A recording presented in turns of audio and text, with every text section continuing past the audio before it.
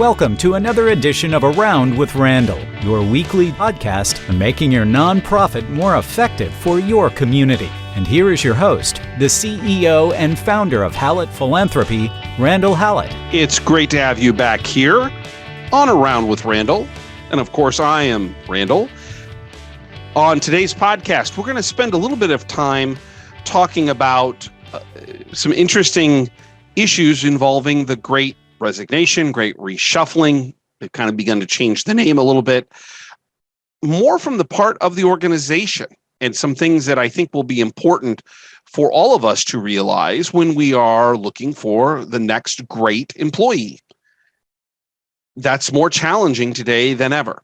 And that's going to be, I think, the tactical pieces that come out of the podcast is some things you can do to be prepared to know what to look for, the timing, maybe some thought processes on interim status, things of that nature. As you are aware, in the current world, particularly in the nonprofit world, we are going through an immense change.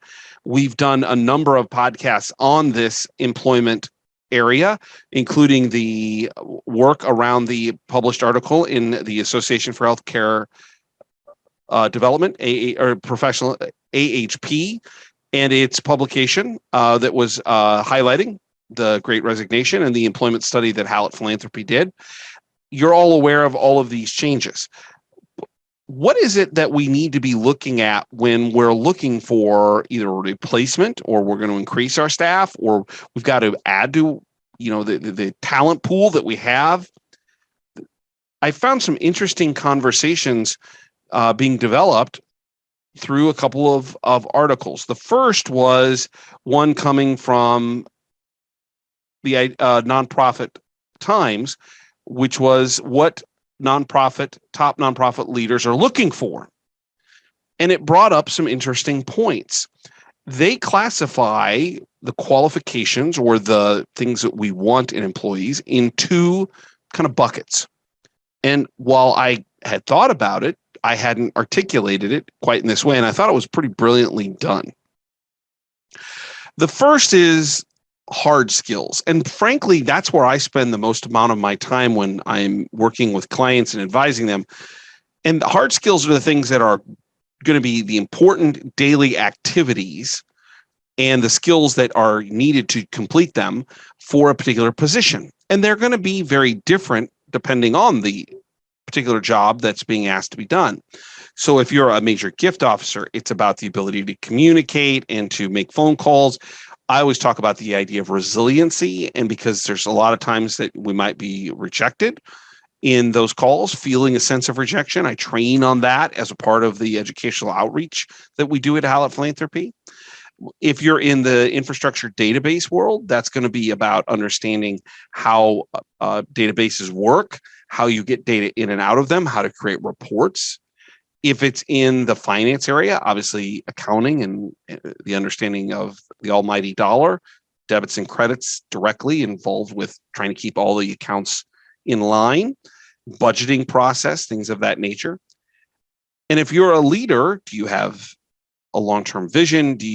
Are you able to troubleshoot? Do you communicate well on different platforms or with different groups? All of those are considered hard skills. What I was most impressed with in this article was the conversation around the thought of soft skills. These soft skills are really about the kinds of attributes that an employee applicant might have, or an employee once they're hired. And they list a couple of them in the article, and I want to share these with you. I tend not to spend as much time on them, but frankly, that's to my detriment. Hard skills obviously are going to be the way in which someone gets their job done, but soft skills are going to be how they align with your mission. And at the end of the day, the organizations that are doing very well are, in terms of employment, are ones that have employees that are not only delivering their hard skills and the results, but are aligned with the mission. And probably I need to spend more time with these. So let's list them here if we can for a moment. It's the ability to collaborate with diverse groups, both internally and externally. Not communicate, collaborate, building rapport and joining in a direction that the organization or the relationship needs to go jointly together. Having genuine authenticity. A dear friend of mine, and I don't mind plugging him, Nathan Chappelle, is one of the more genuine people I've ever met. That he values what he does, how often that is, on a daily basis, weekly basis, monthly basis. At the same level he does his personal life. He's dedicated. He what you see is what you get. There's a sense of authenticity as to what he wants to accomplish, both at home and in an office. Finding people like that's hard. It's a difficult world in which we look at. I love the DISC testing, which talks about communication styles in your kind of home environment, and then your adaptive, which is usually considered like stressful moments. And authenticity is really based on the same scores in the DISC, which I will not get into the details here today, the DISC in the different kind of communication in that natural state at home when you're comfortable and adaptive state when things are stressful. Are they the same? And if they are the same, that's probably at least a sign of authenticity. Interesting thought process to think about how authenticity probably elevates the entire office and the relationships you're able to build. Self-motivation, self-starter. This is particularly important in today's world as we've seen immense changes over the past 2 years with work environment. More people working from home. Are you able to self-start at home? Do you need help getting started every day and getting your tasks done, or are you able to do so on your own? Another one, the approach to work that is resourceful and innovative. How do you respect limited resources, but be innovative with those resources and getting new resources that the organization may not have access to? Creating a wonderful opportunity to be creative in how you build relationships, create a strategic vision, represent the organization. That idea of knowledge of limited resources and the ability to use what you have effectively, critically important. The last is long-term commitment to and passion, not around the mission, but the mission-driven work. And I think that distinction is important. At the end of the day, our missions should be what drives us. But the work that we do should support that mission. And that's what most employees are dealing with. While a CEO may be worried long-term about how the vision and mission of the organization will be applied, most everybody else in the organization is doing work to support it.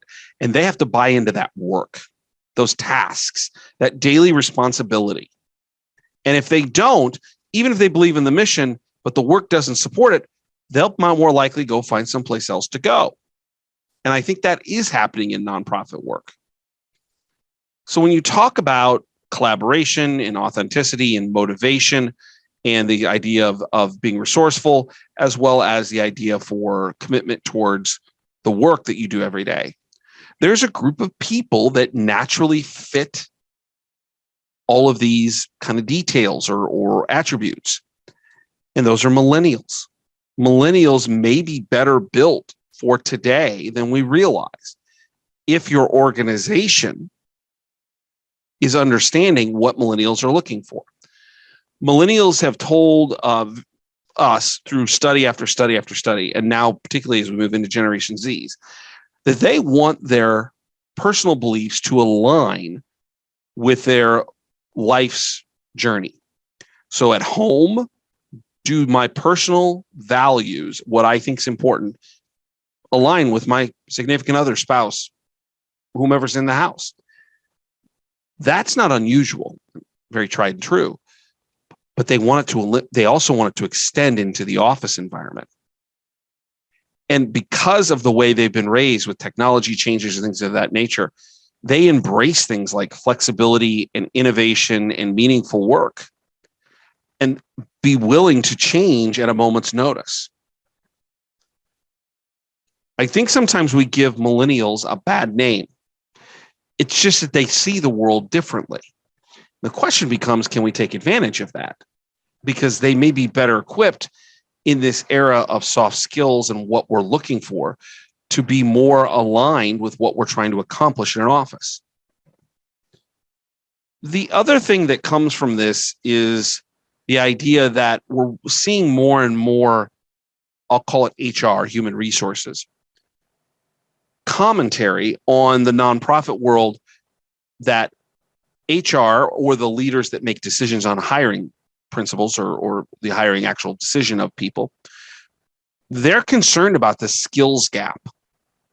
So a terrific article, again, out of the Nonprofit Times, NPO employee skills gap widens, can't convert on strategy. And this goes back to that differentiation between soft and hard skills. If you don't have the soft skills, it makes it hard to maximize your input and output along the strategy lines that the leadership is presenting. So let's think about this. In a study done here recently through LinkedIn, the new modem of surveying employees and employment issues, 49% of leaders indicated that they were concerned about their employees and leaders, non-CEO, managers, supervisors, skill sets in developing all that they could be. What is it we need them to do, and how do we help them get there? That there is a gap in this moment. And half the executives said they have doubts whether the skill sets meet expectation. And the question is, what are they going to do about it? This has put a heavy burden on HR professionals because they're being charged with finding the talent. And we're going to get into this here in just a second on the tactical. The other thing I would mention is that organizations are finally coming out of the pandemic, looks like investing more into what I'll call learning and development opportunities, whether that's coaching, conferences, education, formal or informal. In that same study, 48% of those surveyed felt like there would be extra money, resources available in the near future or currently to help employees grow. And I think this is going to be key. The organizations that choose to invest in their employees are more likely to keep them. And so if we're viewing this from the organizational perspective, what are you doing to help your employees grow, get to where they want to go? And I'm not sure we're doing enough of that. In particular, in the nonprofit sector, I was just recently at a conference, and it was uplifting to finally get to see people face to face. But a number of them said, this is the only thing that we're going to be able to do because our budgets have been cut. What is it your organization's doing to invest in your employees to get them to develop to all that they can be to serve your mission and to get those work daily routines, the hard skills necessary to deliver? So tactically, what are we talking about? Well, the first tactical piece is that budgeting process. Can you allocate some resources to ensure your employees have the ability to grow? Sometimes that's a fight with a board or a supervisor, but having those resources is important. The second thing is that your searches, whether for an executive or a major gift officer or an infrastructure person, may be a lot longer than they used to be, which brings up several things to consider. Number one is the reason why is because it's supply and demand. There are people who have many more options to choose for jobs rather than just yours. Number two is that I think that, which has been long overdue, we are actually more open to individuals who aren't like us. And so diversity is an important characteristic, and we're more open to people that maybe we didn't think about 3 years ago. That hopefully would have been done more naturally, but if it gets to the result of giving people a more fair chance, then at the end of the day, I'm for that. I think the other thing regarding longer searches is that we're going to have to become more creative about non-profit jobs and hiring individuals who aren't in the nonprofit sector. This is challenging with HR departments, in particular larger organizations, because they have a very dedicated view of we need exact job experience. And I've been saying this over and over for more than a decade. We need great job skills, those hard skills. If we have those and they can demonstrate them in another area, then that's fine. But getting that option open is sometimes a real challenge. Number two is that we may get into scenarios and situations with a board, or if you're the supervisor or manager, where you get panicked a little bit and just hire someone because you need to hire someone. And the term I'd put with that is settling. We don't want to do that. We may have to hold out longer. And that requires a second step. It may require a more creative thought process on the interim tag. How do you give someone the opportunity to serve in that interim role, maybe as a application of themselves or job opportunity that they weren't doing, and maybe they could work their way into the permanency or the becoming the permanent replacement. But having options is going to be important. We're seeing an uptick in the number of interim people who are coming into an organization and staying longer, particularly at the executive level. They're the interim CEO, interim CFO, and they stick around for a while. And that may become a norm. If you're not going to settle, it may take longer to find someone, but the job still has to be done. How do you build an interim opportunity internally or externally that's going to allow the organization to continue forward, but also ensure you're not going to settle in the job process? As such, number three, it's a buyer's market. And I've had multiple people who have said, I basically made the offer of the job, and 2 days later they called and said, yeah, I know I kind of said yes, but I took another job. Or I think the term is ghosting, not my area of expertise. They literally have hired the person. They never show up day one because they got another job. It is so difficult right now. It's so challenging because the market is such that the people who are looking, the employees, the applicants, have all the advantages. And it's really important that, again, that soft set of skills we highlight to know that they're aligned with what we're trying to do. That's more likely that they come and work on our team if we so desire.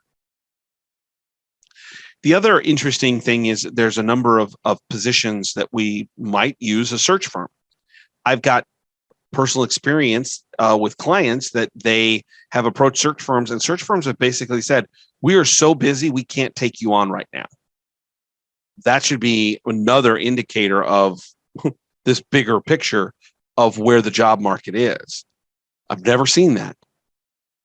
So how do you advertise? How do you think outside the box? How do you get that job and those wonderful opportunities to contribute to the nonprofit out into the community where you can get applications that meet your desire level of soft and hard skills, dedication, talent? It's a really interesting time right now because organizations are really on the negative side of the balance sheet when it comes to figuring out employment situations. The applicants have all the power. So how you look, what you look for, how you set yourself up with interim status, how you, as a board or a leader, are not going to settle, all of these things can play a critical role philosophically in being aware of what you might have to do to make it all work. And that's a lot of tactical work in conversations and organizational buy-in to make sure that the organization as a whole is doing all the right things in these turbulent employment times. Don't forget to check out the website. That's hallettphilanthropy.com. 2 or 3 blogs posted per week, leadership, nonprofit, all kinds of things for you to consider. If you'd like to reach out to me, that's podcast@hallettphilanthropy.com. Would love to hear your suggestions on a topic. And if you're downloading, watching, whatever, leave me a review. I'd really appreciate it. Share it with a friend. Might be helpful to someone else. And that's why I do this. It's not for marketing purposes. It's really for the classroom of the 21st century. How do we help each other get to where we want to be? Don't forget you're a part of something really important. valuable, making a contribution to your community. That's what nonprofit work's all about. And my all-time favorite saying, some people make things happen. Some people watch things happen. Then there are those who wondered what happened. At the end of the day, we are people who make things happen for the things in our community that are wondering what happened, the causes or the individuals who need a hand up. And that's the essence of what we do in philanthropy. I appreciate your time today. Hope this was helpful on the Great Reshuffle. I look forward to seeing you right back here on the next edition of Around with Randall. Don't forget, make it a great day.